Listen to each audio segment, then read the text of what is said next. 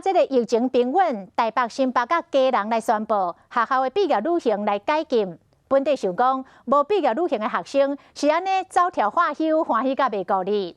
若这个游乐园的业者看到总算是有游览车驶入来咯，嘛来松一口气。讲这个3月到5月，本地是有5万外人预定要来，因为疫情全部来取消。好哩，加在即摆人客佫转来咯。即摆毕业旅行团已经接47团，再加上特别发行的3倍券，这个暑假游乐园应该会佫公滚才对。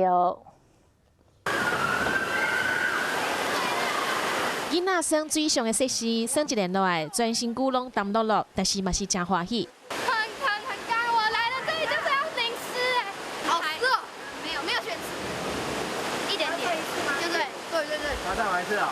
就算有捌来过啊，学生嘛是同款真欢喜。原本受到疫情的影响，学校甲毕业旅行取消，但是即摆疫情无遐尼严重啊，即摆开放啊，学生会当出门啊，袂有准啊。假日几乎都没有出门，对，延到5月，然后10号之后就取消，然后现在又变到取消没多久就不办。欢喜的毋是学生尔，看到遐济台游览车开入去游乐园，业者讲已经等3个月了。是已经取消了5万多个人，没有看到很多的这个游览车回来。